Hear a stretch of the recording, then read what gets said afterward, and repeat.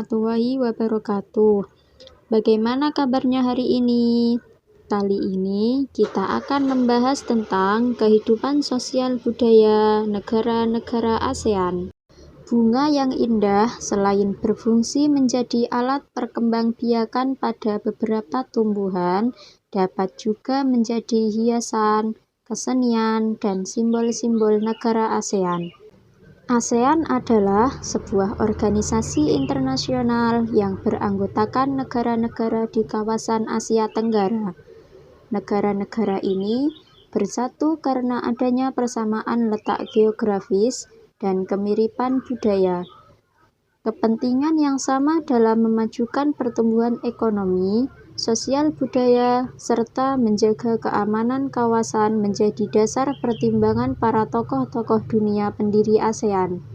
Pada tanggal 8 Agustus tahun 1967, ASEAN berdiri atas dasar Deklarasi Bangkok. Saat itu, tokoh-tokoh dari 5 negara yang terlibat dalam diskusi menjadi pencetus dan pendiri organisasi ini.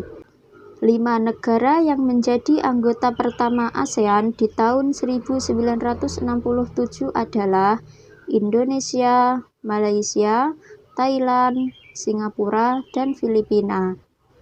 Para utusan dari kelima negara tersebut yang sekaligus merupakan tokoh-tokoh pendiri ASEAN, diantaranya yaitu Adam Malik dari Indonesia, Tun Abdul Razak dari Malaysia, Tanat Homan dari Thailand, S. Raja Ratnam dari Singapura, dan Narcisco Ramos dari Filipina.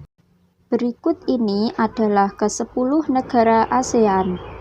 Ada Indonesia, Singapura, Kamboja, Thailand, Myanmar, Laos, Vietnam, Malaysia, Filipina, dan Brunei Darussalam. 5 negara pendiri yaitu Indonesia, Malaysia, Thailand, Singapura, Filipina, yang bergabung pada tanggal 8 Agustus 1967. Brunei Darussalam bergabung pada tanggal 7 Januari 1984. Vietnam bergabung pada tanggal 28 Juli 1995. Laos dan Myanmar bergabung pada tanggal 23 Juli 1997. Dan Kamboja bergabung pada tanggal 30 April 1999. Selanjutnya yaitu kehidupan sosial budaya masyarakat ASEAN. Yang pertama ada Brunei Darussalam. Kampung Ayer adalah desa terapung di Brunei Darussalam. Tahun 1400, Kampung Ayer sempat menjadi pusat pemerintahan. Saat ini banyak penduduknya yang memiliki perahu pribadi dan disimpan di bawah rumah apung mereka. Budaya Brunei banyak dipengaruhi oleh ajaran Islam. Mayoritas penduduknya adalah orang Melayu. Kata Brunei berasal dari kata Nahbaru yang diucapkan oleh Awang Alak Betatar, penemu negara ini. Kata Darussalam berarti tempat yang damai atau rumah keamanan. Secara tradisional, orang Brunei tidak berjabat tangan dengan lawan jenis. Melepaskan sepatu adalah kebiasaan umum orang Brunei sebelum memasuki rumah orang lain. Yang kedua yaitu Malaysia. Patung Dewa Murungga di Malaysia merupakan patung berukuran 42,7 meter. Patung ini terletak di Batu Cave, gua yang merupakan salah satu kuil Hindu di luar India yang paling populer, yang didedikasikan untuk Dewa Murungga. Malaysia memiliki kota yang bernama Georgetown, yaitu kota yang terdaftar dalam UNESCO World Heritage. Kota ini terletak di Pulau Penang.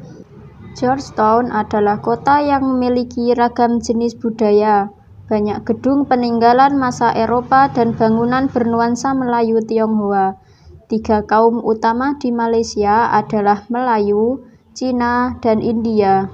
Musik tradisionalnya banyak dipengaruhi oleh budaya Cina, Islam, India, dan Indonesia. Makanan khasnya adalah nasi lemak. Selanjutnya yaitu Filipina. Budaya Filipina merupakan hasil perpaduan antara budaya Barat dan Timur.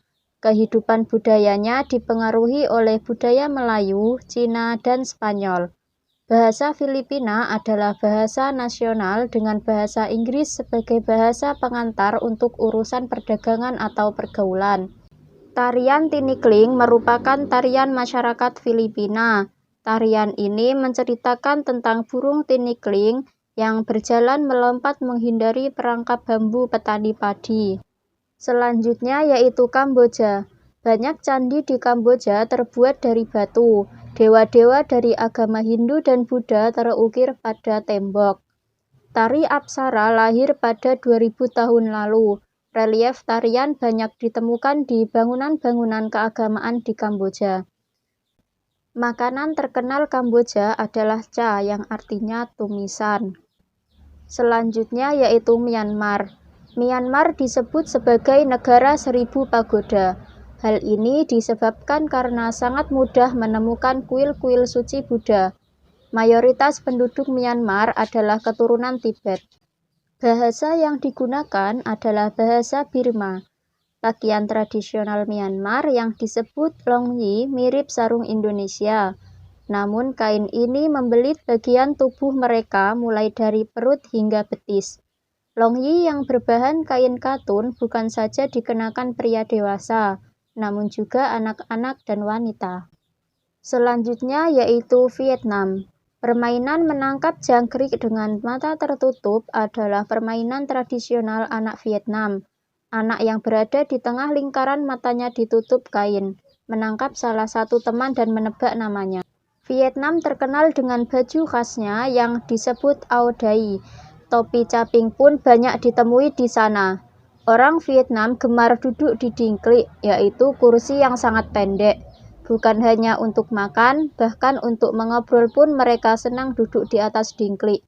Mayoritas orang Vietnam memiliki nama keluarga Nguyen. Hal ini disebabkan karena dinasti Nguyen berkuasa mulai 1803 sampai 1945 dan merupakan dinasti terakhir di Vietnam.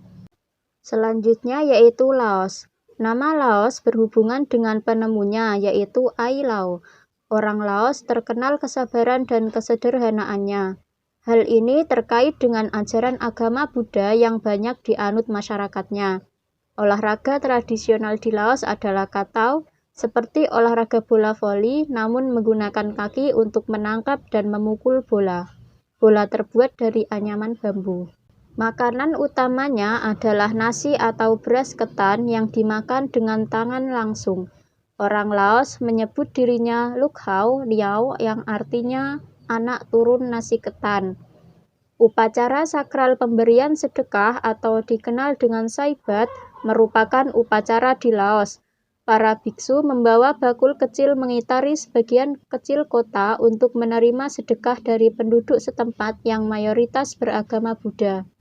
Selanjutnya yaitu Singapura. Singapura memiliki lambang negara yaitu Merlion. Merlion adalah patung berkepala singa dan berbadan ikan. Menurut mitos, Singapura dahulunya adalah kampung ikan.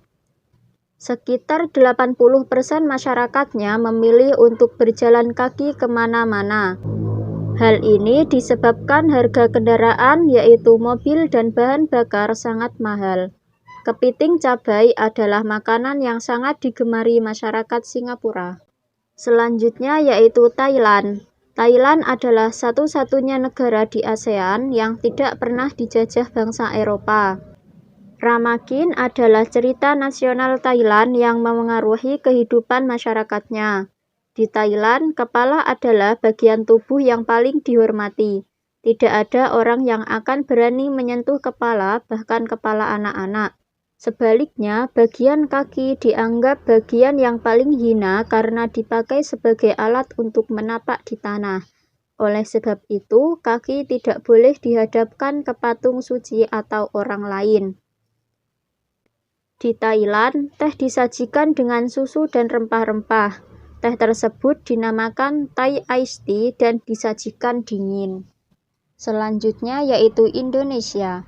Indonesia sebagai negara kepulauan dihuni oleh beragam penduduk dengan ciri khas dan budaya masing-masing. Kondisi ini menciptakan keragaman dalam kehidupan sosial dan budaya bangsa.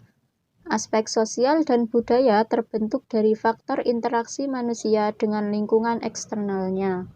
Keadaan ini menimbulkan Indonesia memiliki banyak suku, ras, dan budaya dalam kehidupan bermasyarakat. Demikian penjelasan kali ini, semoga bermanfaat. Wassalamualaikum warahmatullahi wabarakatuh.